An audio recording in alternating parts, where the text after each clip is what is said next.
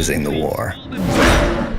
The cruel, they slaughtered us with a horrifying single-mindedness. The universe spawned a creature with no other purpose than our complete eradication. We were powerless to stop them. But then, on the edge of known space, we discovered something. Our engineers say it's a station, left behind by a long-dead ancient alien empire. And they think it can build starships. Your officers are ready. Ready to use their training. Ready to fight this war. Ready to unleash the power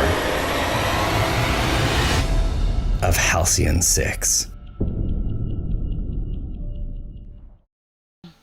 Let's see. I guess I'll start with saying, this week with my interviews, I've been butchering a lot of names, so I'm so glad that your name is not hard to pronounce. Stephen, I'm so glad Stephen London joining us on Obsolete Gamer Show. Thanks for joining us today. Thanks for having me, Jay. So I haven't been able to play your game yet, but it looks awesome. I love a lot of the retro games, and I know that this game is like retro inspired. When I was looking at the reviews up on Steam, there's been like a lot of reviews on it, and it's like very positive. And a lot of people that love the games like XCOM, FTL. People were talking about how the story driven, the exploration elements, the building elements, everything was really great in it. They even talked about the how it has funny dialogue, things like that. The Kickstarter. That's only the first chapter, right? It's only the early access. Yeah, the early access. That's just great. Because gamers can be brutal. Any little thing, even when you had those few people who talked about like the few negative things, they can't even really say anything negative, really. No. The negative reviews have been exactly like they're not like this is the worst thing ever. It's just little points they haven't liked. It's really amazing. Yeah, you're right. Yeah, so you being part of the team for Massive Damage, when you saw like the Kickstarter, when you guys first put everything together, and the Kickstarter, it started out with the 40K goal, and it got over 800K. That's awesome. Insane. What did it feel just blowing away that goal? Honestly, everybody was just like so flabbergasted that they blew past 40, I think, in like 3 days. It was insane, and it was really kind of like that kind of good shock where everyone was just like, "Wow, this is amazing!" And we've got something that obviously people are really responding to. So it was a nice feeling, I have to say. As far as the name, where did Halcyon 6 come from? Well, Halcyon 1 to 5 didn't work. So is it like Leonard Part 6? You know what? I think. It was just the idea of Ken Sito, who owns Massive Damage. I think it was the idea, kind of a little bit of a riff on the space station motif from Star Trek. There was like Space Nine. We never heard about Deep Space 1 to 8. That's true. So anyway, I think that's kind of where it came from. But that's sort of the scoop. So for anyone that doesn't know, people should check this out, and definitely we're going to put the links and everything. So as far as the game description, I wrote down, because I myself haven't got a chance to play it, but I want to play it now because I got to learn about it. So as far as the story, it talks about in the midst of a disastrous war, you and a ragtag group of Terran officers discover an ancient derelict space station and an attempt to harness its mysterious power to turn the war's tide in a grand desperate campaign to save the human race from extinction. So basically you guys find this space station and you have to clear it out. So you have to go like room to room clearing it out, and then you have to start building it. And that's where the building, you have to go and not only gather the resources from inside the space station, but then you send your forces out to nearby sectors, and you have to fight against. And you get your resources from the other sectors as well, not all from in the station. In the station, right? And then there's aliens. There's up to 6 alien races. It's not just about killing them. There's also diplomacy and things like that. Oh yeah. It's all about. It's exactly like that idea of they come and they'll threaten you, or they'll try and extort you for money, or they'll offer you quests or whatever, and it really is, well, do I just blow them away, or do I actually try and figure out a way to work with them, or maybe cheat them because they're extorting me, or there's all that kind of stuff. Yeah, and it's really great because, like, when I was reading about it, it's not just about, oh, let me just send these guys here. You have to be smart about it, because if you send your guys out too far, then you can't defend the space station. So you have to be careful about how you send them out. You have to send them out. You have to protect the planets because you want to make sure that you can get those resources, but you also have to protect your station, or else you can lose the whole thing. Absolutely, absolutely. No, it's heavy on the strategy element because you can, if a few wrong missteps in any direction can leave you back with the new game button and away you go. And then even the characters themselves, the characters have their own traits, their own personalities, and then they have their own abilities. And it's not just all positive. It's not like, like even like we referenced Deep Space Nine, it's not everyone's perfect. And that's what I loved about Deep Space Nine, is that it Right. introduced that, hey, you know what, the Federation, we're not all perfect. You had what was it, oh man, I forgot the name of it, but section 37 or something, where they showed that the Federation actually did these clandestine things where they would go off and do things that weren't always Federation Oh, like. right. Yeah, Section I think I remember something. that too. Uh-huh. I forgot what it was, but yeah, but in this game you actually have where you would have bad traits with some of your characters too that could manifest Yeah, themselves, right? yeah, exactly. Like the officers have various like traits and special abilities, but you're absolutely right. They also have like weaknesses. Hmm. So, you might get plus 10 on, into the fray or something, but you might lose like, minus 5 on crew morale if, you tick that officer. So when you assign them to the ships or the tasks and stuff, you have to take into account what the modifiers are. Awesome. So as far as your background in gaming, uh, like what did you grow up playing? Like what was it that got you into gaming itself? I actually, to be very honest, I apologize. I'm not a huge gamer. I grew up playing like the old Commodore 64, Amiga games, and a little bit into Civilization and the older PC games. But when I basically finished college, I started working as a film composer, and I just didn't have a lot of time to do that. So I kind of, I would say my gaming peak kind of happened about 1995, 1997. And since then, I've played a few games along the way. I mean, I've played a little bit of XCOM, Hmm. the Call of Duty series, that type of stuff. I did get an Xbox, the old 360, just so I could play the Tomb Raider and listen to Jason Graves' score, which is ridiculously awesome, and that kind of stuff. But I have friends that are bigger gamers, so I'll go over and watch them for a little while. But I just, unfortunately, composing requires an awful lot of time, Oh yeah. and it's an awful lot of technology now, and learning new technology and trying to come up with new sounds and all this kind of stuff. So I unfortunately don't spend an awful lot of time gaming anymore. But certainly growing up, I mean, I was a huge Civilization fan, Nice. and I mean, when I was a kid, I think I played every Commodore 64 and Amiga game known to man. So. Oh, well, see, that's awesome. Well, Obsolete Gamer, we started out covering a lot of classic games, and Ignacio, who owns the site, he loves Uh-huh. like Amiga. I had Amiga back in the day, so I remember playing like Technocop, Oh games like yeah. that. Uh-huh. My uncle, he had a Commodore 64, so he used to play a lot of the old war games and a lot of turn-based games back in the day. Was Yeah. there like one of those Commodore 64 Amiga games that you really liked? Oh man, I mean, I spent hours on the Commodore 64 playing Jumpman. I don't know if you remember that game. And I also loved all the Electronic Arts titles like the Archon, Oh, and I nice. think my favorite was Mule, Oh, yes. which was the sort of the first colonization game that I can remember. So I mean, I love those, but I was a huge geek. I love the text-based adventures from all those things. So I played all the Infocom games And I would spend hours on the phone with my best friend in like public school, and we'd be like, "Hey, so did you figure out how to get through the door? And did you pick up the platinum bar, or did you get this spell or whatever?" I think my parents probably wanted to kill me. I ran up the phone bill so badly playing those games. So I was looking at some of your other interviews online, and I saw where you were talking about the difference between composing for like film and television and for gaming. And I know in particular with this game, since it was indie, it was a little bit more difficult because it's fast paced, everyone's busy, Oh and yeah, you're not dealing with like actors, you're dealing with more like with the script.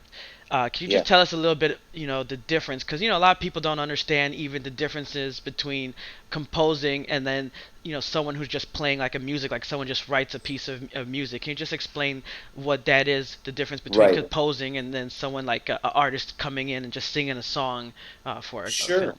Sure. Yeah. I mean, well, I mean, to start with, in film and television, uh, you'll get usually a script, and it tells you, who the characters are and what the story is, and it gives you a very good idea of what the feeling of the piece is. And then at a certain point, when they assemble all the footage after they've shot everything, you get what's called a rough cut, and you look at the rough cut, and that actually shows you what it looks like. And at that point, you start working on your themes, your concepts, and that's where you sort of, if it's just for example, it's a sci-fi show, and but is it funny sci-fi? Is it dark sci-fi?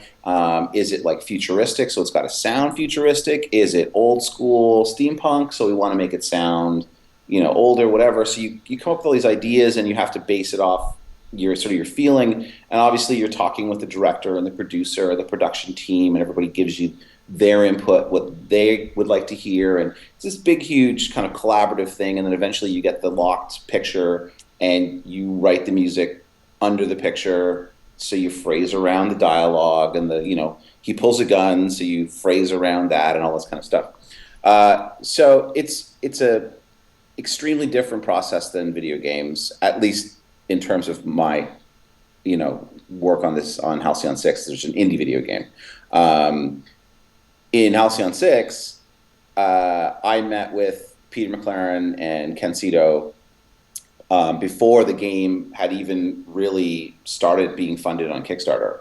And they had some concept art that they had put together, and some graphics and something like this, but it was literally like, okay, here's what it looks like, but we haven't worked out the story to the end yet, and we haven't done this, we haven't done that, and everything, but you have some ideas. And so I gave them some sample ideas as to what I thought would be a good concept for the game.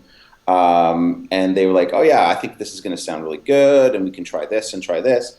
And then it was kind of, "All right, now you have to go and do it," and we have to go and write a game. So just let us know when you're done, kind of thing. So I'm exaggerating. There was some input, obviously, back and forth on the way, but not the same as a television show or a film. And definitely in this game, we broke it down into little segments. So it was sort of like, we need music for the Zlar, or we need music for the Cruel, or we need music for this. And that was a very quick discussion or email or Skype call with these guys. And I the thing that cracks me up, Peter and Ken are very funny guys. So like Peter said to me, the Pirates, he's like, just think of them as like really, they're moody kids. They probably listen to industrial music. So I'm like, okay, I'll write something that sounds like that. So that's kind of how we put together the ideas on, some of the various concepts. And then those pieces obviously go into the game that are triggered by game states that, when you encounter the pirates, the pirate music plays, or when you go into combat, the combat music plays. So it's a different way of thinking compared to film and television. And in terms of what you were asking about songs versus score and that type of stuff, it's It's a little similar, I guess, in terms that you're not writing to picture like you are in film and television, where you have, a 3-minute scene and John walks across the room and he picks up his coffee cup and blah blah blah, and you would score that in a film and television thing. In the video game, you never know. John might pick up the coffee cup, or John might pick up a machine gun. You don't know what he's going to do. Right. So you write music to hit, here's the coffee cup music, here's the machine gun music, and the game decides. In terms of how that would work versus a song, you kind of have the same situation. It could be this song or that song. It's kind of a libraried situation where you have a set of conditions. But in terms of scoring, songs tend to just have one mood or one message. Like, what's a good example? Like if you kind of set up a song to go, like say you say, I don't know, Uptown Funk, for example, right? It's an upbeat, it's a funky song, it's got the lyrics, you know what the message is, but it doesn't change. It just stays that way all the way through. It's upbeat, it's funky all the way through. There's little moments of, louder, softer that give you some energy and that type of thing, but it's that song. Whereas score, it changes and it's dynamic and it moves under the mood. So it will set a mood, but it also progresses or doesn't stay static. So that's sort of the big difference. And when we compose, we have to think about these things. So you need it to go somewhere, and it puts tension under the scene, or it sets up a mood, and then takes you somewhere. And that's part of the immersive experience of music with games and film and television. So I hope that's not too long-winded of an explanation. Oh no! Hey, the thing I like is that we're here to learn these stuff too. So I think that this is interesting to learn this Okay. stuff. So definitely no, not at all. One Okay. of the things that I saw is that when you were talking about the challenges, when scoring this, is making sure that you guys got the 8-bit and the 16-bit sounds correctly, because you were also Yeah. mixing in the orchestra music. Can you tell us a little bit about that challenge about it? Because I mean, people talked about the music in the review too, like how it sounded great. So can you talk about that challenge? Sure. Yeah. Yeah. I mean, again, going back to the idea of like an overall concept, the way I like to work is you look at the show or the game or whatever you're working on and try and come up with like a general concept that you can look at. So in this particular case, because of the idea of the graphics, and it is sort of an homage to like those games of the 90s and that type of stuff, we were talking, and the idea of like, oh, well, let's do like some 8 or 16-bit kind of old school music, chip tunes type of thing. But it's an epic space game, so we've got to have like big, orchestra stuff. So that was sort of my idea, is like, well, if I can find a way to put those two together so they mesh, then we kind of have old meets new. So there's this cartridge called the Messiah cartridge. There's this evil mad genius in Sweden. I'm sure he's awesome. I don't know the guy, but he's amazing. He built this cartridge that plugs into the Commodore 64, and it has a little MIDI port on it. You plug the cable in, and it basically turns your Commodore 64 into like a computer synthesizer that you can play from a keyboard and do all this other stuff. Nice. The guy that built this is amazing. So it's really, really cool. And you can, as opposed to the old school where you had to program everything with like pokes and peaks and then, put all your variables and stuff. But the problem with that is my old Commodore 64 didn't weather the use very well after like how many years, 40 years, however old the thing is now. And the power supply blew, which apparently is common. So rather than keep spending $40 every few weeks to buy a power supply and have it last for however long, I found a program on the iPad called SID Tracker, where they basically have built an emulation of the SID, whatever, 6502 chip or 8602, whatever it's called.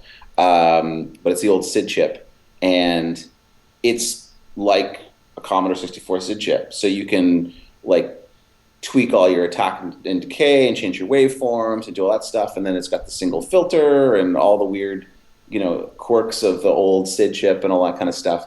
So I can basically, I hook that up to my Mac, which is my main workstation, with another little program called Studio Mux that allows you to talk back and forth through the lightning cable on the iPad to your digital workstation. And then I could basically play that and send audio back and forth and MIDI and, change the sounds and do all this stuff on the iPad. So, that was part of the tech. And then the idea was, let's write this, orchestral stuff and find ways to put the old 8-bit and 16-bit sounds in with it. So that was the start. And then I got a little crazy. I can show you one of these things. There's a really cool company called Teenage Engineering, and they make these little credit card sized synthesizers. They're called pocket operators. I'll show you one right here. This is what it looks like. In fact, I'll put it up in the camera. Oh, nice. That's how big it is. So in comparison, there's my hand. And it's got all these little buttons on it. And basically, they're little synthesizers. So you can program them, and you can program like rhythms into them or change the sounds, and they play notes and stuff. So I got some of these as well, and I was like programming them to do different things. You can sync them together, and then I've got like a little bass synthesizer, like a 2 oscillator thing that you can plug in with MIDI and make these amazing old bass sounds. It's from a little company that makes them in Alberta. It's called MeBlip. And then I have my old Roland Juno 106 synthesizer and, all this kind of stuff. So I took all these old things and started making sounds and then putting orchestral stuff on top of them. And that's what you hear for the music we've done so far in the game. So overall, how many hours of composed music is in it? In the first chapter, I think we're at 40 or 45 minutes. And there's still 2 more chapters to come. So Nice. So with all the classic games that you play, and of course that you have the classic inspiration for this game, was there like classical music? I mean, retro music that you listened in old games that was like an inspiration that Oh yeah, for this? Like, for sure. what's Well, some of the classic? Because I love listening to classic music. Sometimes I'll drive in my car and I'll play some classic music, and I admit. Just sometimes people see me just being a black guy menacing. I'll play it really loud just to have people look at me, and they'll hear the music and they'll look at me, and just a curious look on their face is like they're trying to process that. I'm just curious, like, was there just retro inspired music that you just liked and you said to yourself, man, you know what, I gotta find a way to put that in. Obviously it's gonna be your own right, music, but was there some for sure. inspiration from back in the day? Yeah, I'm just having visions of you like rolling down the road, with like the Commando soundtrack blasting in the back. The So best that is would when I be play old Castlevania music, because that's really funky. Play some of that, blasting it, yeah. that's awesome. Yeah, definitely. There's a lot of inspiration in the score from like older video game stuff. Also, some like classical music things. Like the star map is sort of based on an Arvo Pärt classical music scalar mode. There's like some Rachmaninoff stuff in the Zlar themes and whatever. But I mean, in terms of games, like the Yabling theme, as I was saying, like one of my favorite games when I was a kid was Mule. And I don't know if you remember the music for Mule, and I'm not going to try and sing it to you. But it had this really like groovy bass line that was just like this moving bass line. So the bass line in the Yabling theme is kind of an homage to the Mule thing. There is some stuff actually from Commando, like sort of that idea of there was a couple of these like high, I think they were like square wave things that they put in delay and whatever. So there's little homages here and there to the various games, but they're all just sort of like you were saying, they're inspirations. They're not like obviously ripped off or Right. an exact copy of the thing. But yeah, definitely. I'm trying to think. There was Mule, there was Commando, the classical stuff. I was trying to get some of the percussion sounds, the old 8-bit, like the crunchy percussion stuff Yeah. from what was the game? Off Road, I think was the game that I remember playing all the time Oh that had yeah. this sort of funky beat that you started with. And anyway, so yeah, there's a few things like that. So I saw on the Kickstarter, I saw your little bio at the bottom when they showed all the people from Massive Hmm. Damage, and I saw it said under likes that you like pizza, and I know that from California, I know you guys have all those crazy pizzas. I'm originally from Chicago. I'm in Miami now. So Okay. is there any crazy pizza toppings that you like, or is it like normal? You know what? I have to say I'm a pretty normal pizza guy. I don't Ah. like, weird things on my pizza. Although there's a really really good pizza from it's not a chain. It's a like a family-owned group of restaurants called Terroni. Ah. And they opened a couple here in LA. And so for being from Toronto originally, I mean, I love this pizza. It's like thin crust, Neapolitan style, but they have a one called, I can never pronounce it properly. I think it's called Sitamang or Sitamang, and it's prosciutto, Hmm. and I think there's, if I remember correctly, it's arugula, walnuts, and honey. Oh, So that's about the craziest pizza, and that's really good. that sounds interesting though. Yeah, yeah, and it's super good with a thin crust. It's really good. But you're a Chicago guy, so you Yeah. probably like the Yeah, deep dish, I love the which deep dish, and then I come here, and there's so many New Yorkers here, so they like the oh yeah. thin crust, and they're like, "You Chicago people that deep dish, that's not pizza, that's some kind of calzone wrapped up, unwrapped calzone." And I'm like, "Yeah, whatever." And also, it says on your bio that you're a sad Leafs fan. Is that the Toronto Maple Leafs? Oh yeah, Toronto Maple Oh, Leafs. so Yeah. because of that, I wore my Florida Panther shirt because Very I'm all nice. about guest relations. Thanks for making me feel comfortable. Of course, I wait till the end of the interview to show Yeah, that.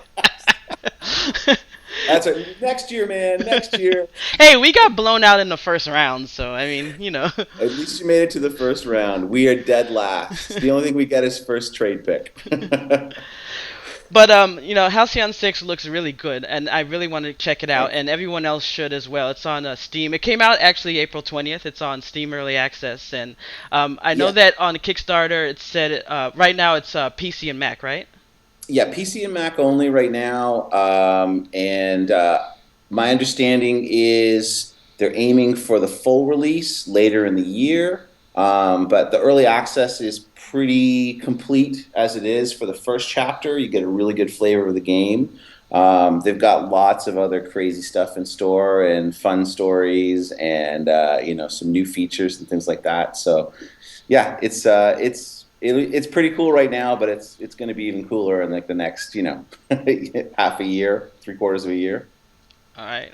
Well, guys, we're gonna put the links on the site. Go check it out. I mean, it looks cool. I'm gonna go check it out. We're gonna put the links up. So, Steven, thanks for coming on and talking with us today. Hey, thanks for having me very much, and have a great day over there.